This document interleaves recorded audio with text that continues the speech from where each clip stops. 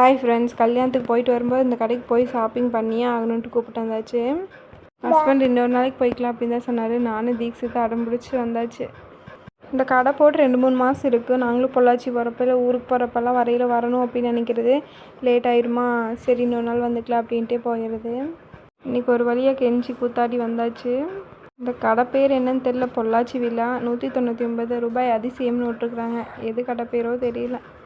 வெளியே தூரத்துலேருந்து பார்க்கும்போது மேலே அப்படியே கலர் கலராக தெரிஞ்சு, உள்ளே வந்தவுடனே எல்லாமே பிளாஸ்டிக் டப்பா இல்லை ஒரே சைஸு, ஆனால் கலர் மட்டும் வேறு நிறையா இருந்துச்சு. அதுக்கப்புறம் dress, bag, chappal, snacks box, இந்த உப்பு ஜாடிகள் எல்லாமே இருந்துச்சு. நாங்கள் இந்த கடைக்குள்ளே போனவுடனே இந்த டப்பா முன்னாடி வச்சுருந்தாங்க, ரொம்ப பிடிச்சிருந்துச்சி. அதுக்கப்புறம் எல்லாம் சுற்றி பார்த்துட்டு எதுவுமே பிடிக்கல. இந்த டப்பாவே மறுபடியும் எடுத்துகிட்டு இது கூட ஒரு கரண்டியும் ஒரு கத்தியும் எடுத்துகிட்டு வந்தாச்சு. மளிகை கடைக்கு போயிட்டு போயிடலான்ட்டு வந்தோம். நான் மளிகை ஜாமான்னு சொல்லி இவன் ஐஸ்கிரீம் பார்த்துட்டான். எனக்கு ஐஸ்கிரீம் வேணும் அப்படின்னு சொன்னான். சரின்ட்டு வந்து பார்த்துட்டு சரி கோன் எடுத்துக்கலாம் அப்படின்னு சொல்லிட்டு அந்த அண்ணன் சொன்னதுக்கு நீங்களே எடுனாங்க. எனக்கு எப்படி ஓப்பன் பண்ணுறதுன்னு தெரியல. மேலே தூக்குனா வரவே மாட்டேது. தீக்ஷிதை அசால்ட்டாக அப்படி இல்லைம்மா இப்படி தான் அப்படின்னு சொல்லி தள்ளுறான்.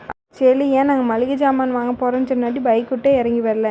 அதே கோன் ஒன்று கையில் எடுத்த உடனே ஆள் குடுகுடுன்னு இறங்கி ஒடியாந்துட்டான். எல்லாம் கவர் போட்டு வச்சதே தூக்கிட்டு ஒடியாந்துட்டான் பைக்குக்கு.